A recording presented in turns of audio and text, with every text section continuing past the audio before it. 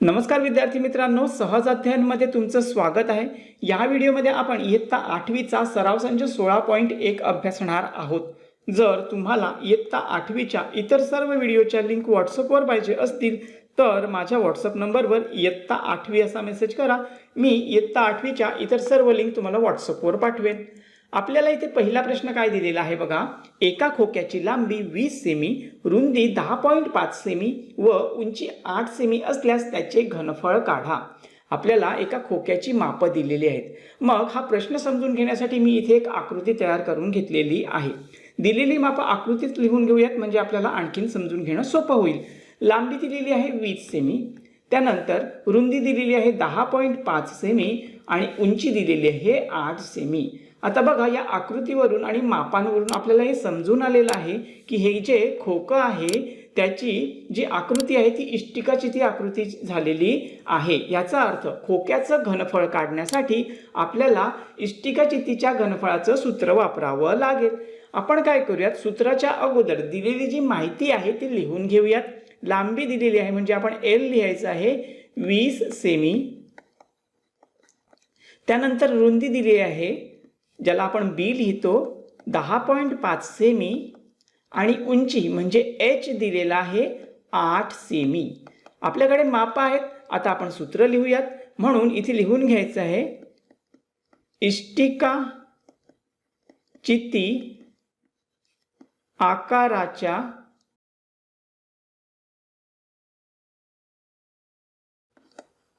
खोक्याचे घनफळ बरोबर लांबी गुणिले रुंदी गुणिले उंची। मग आता जी माप आपल्याकडे आहेत ती आता या सूत्रामध्ये भरूयात। लांबी दिलेली आहे 20 गुणिले रुंदी दिलेली आहे 10.5 गुणिले उंची दिलेली आहे 8। आता हा गुणाकार करायचा आहे। गुणाकार तुम्ही तुमच्या पद्धतीने कसाही करू शकता। तिन्ही पदांचा एकदाच गुणाकार केला तरी चालेल किंवा आपण काय करूयात, हे जे 20 आहेत आणि हे जे 8 आहेत यांचा अगोदर गुणाकार करून घेऊयात। तर इथे काय होईल बघा, 8 0 0 आणि 8 दुने 16 म्हणजे 160 झाले गुणिले 10.5। आता हा गुणाकार बाजूला करून पाहूयात। 10.5 गुणिले 160। 160 मध्ये शेवटी जे शून्य आहेत त्याचा गुणाकार करण्याऐवजी ते शून्य डायरेक्टली आपण लिहून घेऊया। आता आपण या 16चा डायरेक्टली गुणाकार करूयात। तर 16 पंचन 80, 80 चे शून्य लिहिला हातचा आला 8। त्यानंतर इथे काय होईल बघा, तर 16 0 0 आणि हे 8 8 डायरेक्टली आले। त्यानंतर 16 1 16, इथे 16 लिहिले। आता बघा इथे एका स्थानानंतर दशांश चिन्ह आहे, मग उत्तरामध्ये देखील एका स्थानानंतर दशांश चिन्ह देऊयात। म्हणजे इथे उत्तर काय मिळालं, 1680.0। पॉइंट नंतर शून्य आहे त्याला किंमत नाही म्हणजे आपलं उत्तर फक्त 1680 आहे। ते इथे लिहून घ्यायचं 1680 आणि हे घनफळ आहे म्हणून घ असा शब्द लिहायचा किंवा घन असा शब्द लिहिला तरी चालेल। त्यानंतर जे एकक आहे ते त्याच्या पुढे लिहायचं। इथे सेमी आहे म्हणून सेमी लिहिलं। आपल्याला उत्तर मिळालेलं आहे 1680 घन सेमी। हे जे उत्तर आहे त्या उत्तराला आपण बॉक्स तयार करून घ्यायचं आणि आता शाब्दिक प्रश्न असल्यामुळे उत्तर देखील शब्दात लिहावं लागेल। म्हणून त्या खोक्याचे घनफळ 1680 घन सेमी आहे। तर हे झालं आपलं पहिल्या प्रश्नाचं उत्तर। आता दुसऱ्या प्रश्नाकडे जाऊयात। दुसऱ्या प्रश्नाला सुरुवात करण्या अगोदर मी तुम्हाला सांगेन की जर अजूनपर्यंत तुम्ही आपल्या चॅनलला सबस्क्राइब केलं नसेल तर आठवणीने सबस्क्राइब करून घ्या। इथे दुसरा प्रश्न असा आहे की एका इष्टिकाचिती आकाराच्या साबणाच्या वडीचे घनफळ 150 घन सेमी आहे। तिची लांबी 10 सेमी, रुंदी 5 सेमी असेल तर तिची जाडी किती असेल। बघा घनफळ दिलेलं आहे, लांबी दिलेली आहे 10 सेमी, रुंदी दिलेली आहे 5 सेमी, तर उंची आपल्याला शोधायची आहे। दिलेली माप अगोदर आपण लिहून घेऊया। तर इथे घनफळ दिलेलं आहे, घनफळ बरोबर 150 घन सेमी। त्यानंतर लांबी दिलेली आहे 10 सेमी, रुंदी दिलेली आहे 5 सेमी, आणि जाडी म्हणजेच उंची आपल्याला शोधायची आहे। मग इथे अगोदरच आपल्याला सांगितलं आहे की ही जी साबणाची वडी आहे ती इष्टिका चिती आकाराची आहे, म्हणून आपण इथे सूत्र लिहायचं आहे इष्टिका चिती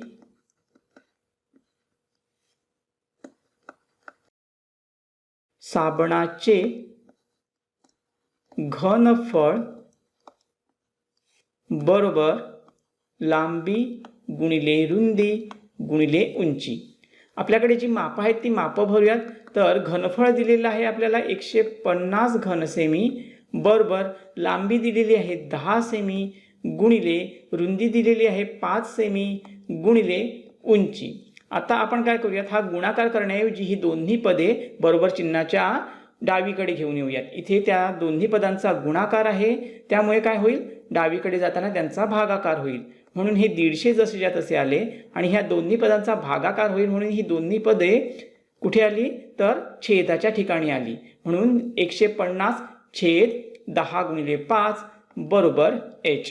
आता जे संक्षिप्त रूप देता येते ते देऊयात। तर हे 0 आणि हे 0 निघून गेलं, त्यानंतर 5 एके 5 आणि 5 त्रिक 15 म्हणजे h आपल्याला मिळालेला आहे 3, म्हणून h बरोबर 3 आणि इथे एकक लिहायचं आहे सेमी, म्हणून इथे सेमी लिहिलं।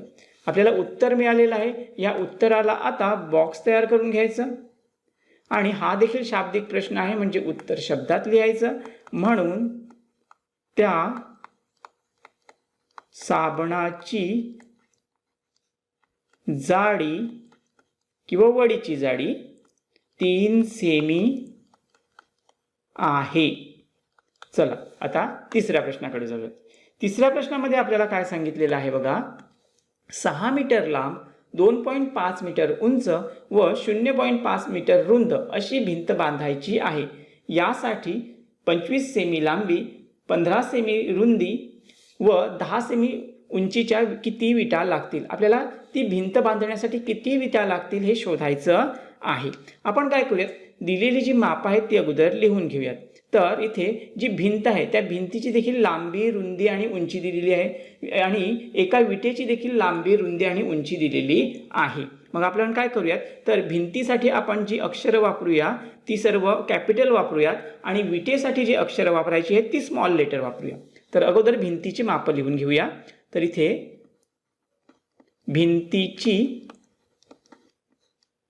मापे, तर याच्यासाठी आपण काय करणार आहोत, कॅपिटल अक्षर वापरणार आहोत, म्हणून लांबी एल कॅपिटल घेतलं, किती आहे 6 मीटर, मी इथे लिहिलं 6 मीटर।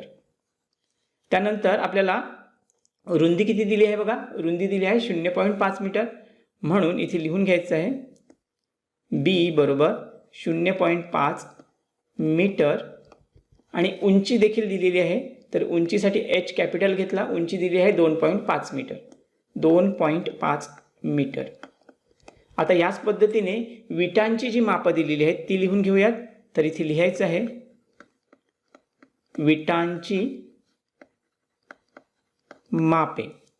आता याच्यासाठी काय करूयात आपण, तर स्मॉल लेटर मध्ये अक्षर वापरूयात। तर इथे एल किती आहे, एल आहे 25 सेमी, 25 सेमी। त्यानंतर रुंदी, रुंदी किती दिली आहे 15 सेमी, 15 सेमी आणि उंची देखील दिली आहे जी आहे 10 सेमी। आता इथे जर आपण निरीक्षण केलं तर आपल्या लक्षात येतं की काही माप ही मीटरमध्ये आहेत, काही माप ही सेमीमध्ये आहेत। मग आपण काय करूयात, सर्व माप सेमीमध्ये रूपांतर करून घेऊयात। तर इथे 1 मीटर म्हणजे किती असतं, तर 1 मीटर म्हणजे 100 सेमी असतात। तर याचं जर रूपांतर करायचं झालं, 6 ला 100 सेमीने गुणाकार केला, उत्तर आलं 600 सेमी। 0.5 ला 100 ने गुणाकार केला, उत्तर आलं 50 सेमी आणि 2.5 ला 100 ने गुणाकार केला, उत्तर आलं 250 सेमी। चला सर्व माप आता सेमीमध्ये झालेले आहेत। आता आपण काय करूयात, तर विटांची संख्या शोधूयात।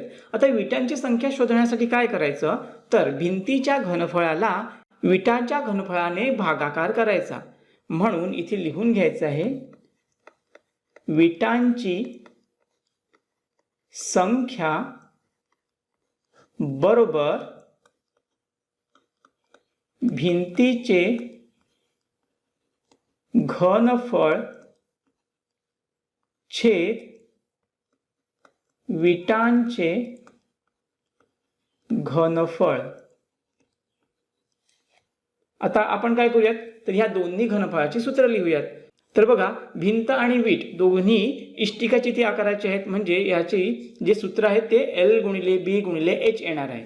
तर भिंतीसाठी आपण कॅपिटल लेटर घेतले आहेत, म्हणून L गुणिले B गुणिले H हे सर्व कॅपिटल लिहिलं, आणि विटासाठी सर्व स्मॉल लेटर घेतलेले आहेत. इथे L गुणिले B गुणिले H हे स्मॉल लेटर घेतलं. आता आपल्याकडे सर्व माप आहेत, ती मापं भरूयात. तर इथे भिंतीची लांबी आहे 600 सेमी गुणिले भिंतीची रुंदी आहे 50 सेमी गुणिले भिंतीची उंची आहे 250 सेमी छेद विटेची लांबी आहे 25 सेमी गुणिले विटेची रुंदी 15 सेमी गुणिले विटेची उंची 10 सेमी. आता इथे काय होते बघा, तर संक्षिप्त रूप देऊया. हे 0 आणि हे 0 निघून गेलं. त्यानंतर 25 एके 25, इथे देखील 25 एके 25. आता इतकं झालं.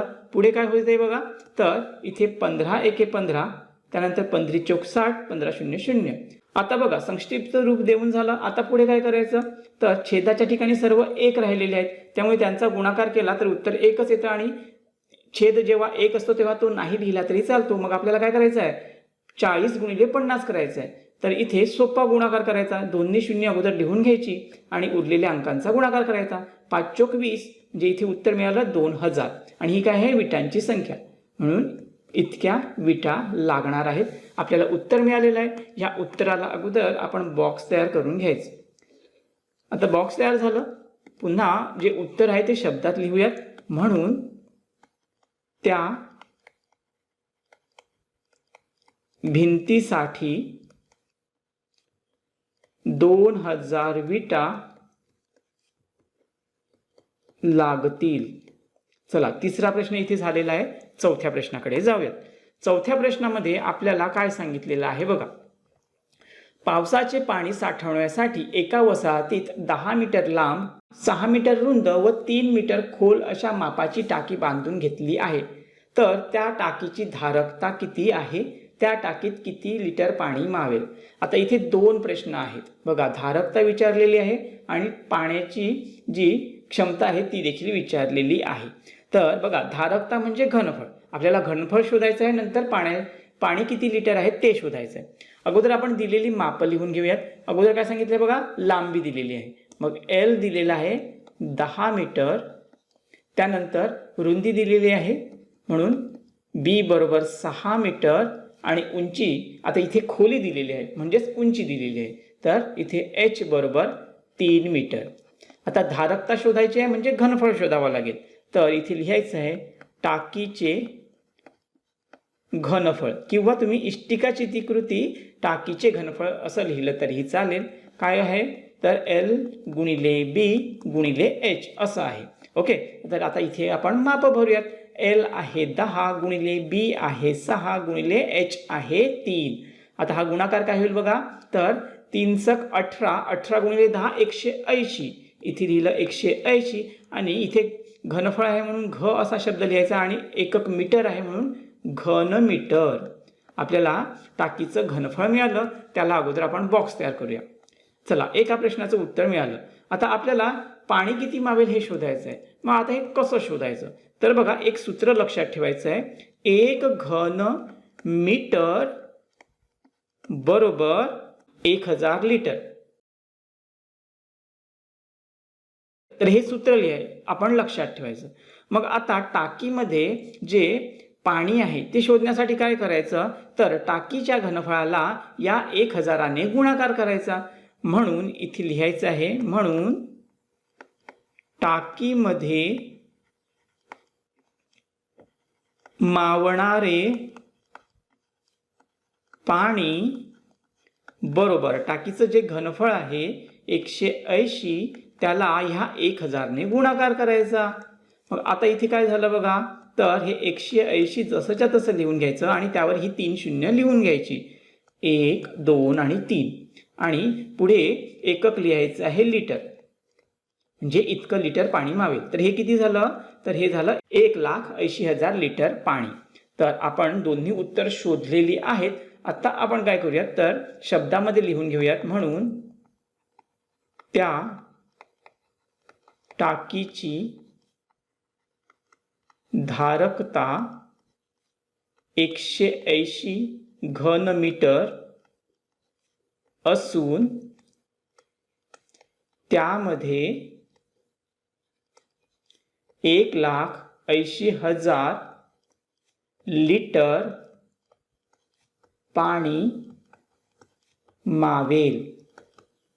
तर बघा, अशा पद्धतीने आपला हा प्रश्न कंप्लीट झालेला आहे आणि ह्या प्रश्नासोबतच आपला सराव संच 16.1 कंप्लीट झालेला आहे.